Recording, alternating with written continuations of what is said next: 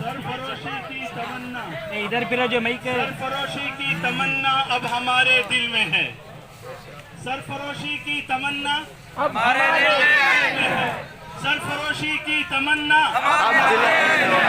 دیکھنا ہے زور کتنا بازوئے قاتل میں ہے.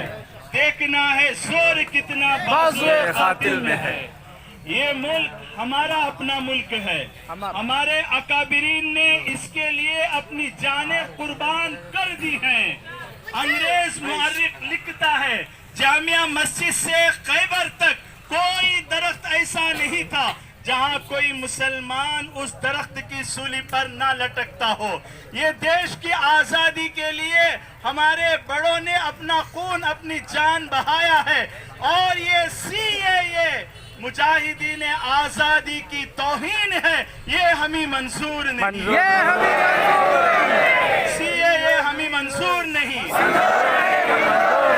NRC کا مطالبہ ظلم ہے.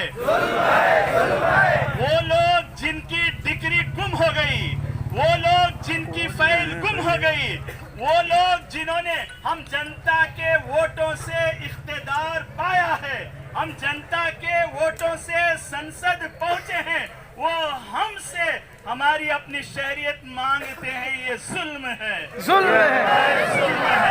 NRC ہمیں منظور نہیں. NRC ہمیں منظور نہیں. دیش کی اکثر جنتا غربت میں ہے. مہنگائی آسمان کو چھو رہی ہے اور غریبی زمین کی سطح پاتال میں جا رہی ہے اور نوجوان بے روزگار ہیں. ہر طرف ہاہاکار ہے. ایسے میں NRC اور CAA کا مدعا اٹھانا سب کی توجہ ہٹانے کے لیے ہے. NRC ہمیں منظور نہیں.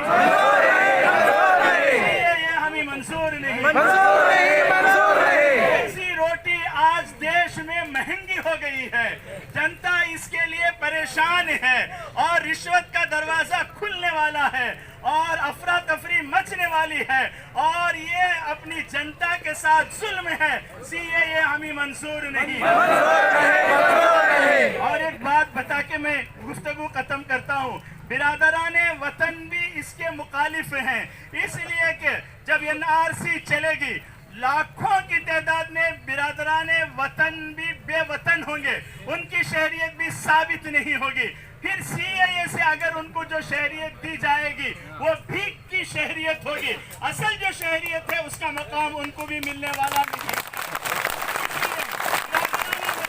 ہمارے ساتھ ہیں، شانہ بشانہ ساتھ ہیں. پھر میں وہ جملہ دہراتا ہوں، سرفروشی کی تمنا اب ہمارے دل میں ہے. سرفروشی کی تمنا اب ہمارے دل میں ہے. دیکھنا ہے زور کتنا بازوئے قاتل میں ہے. ہندوستان زندہ باد. ہندوستان زندہ باد.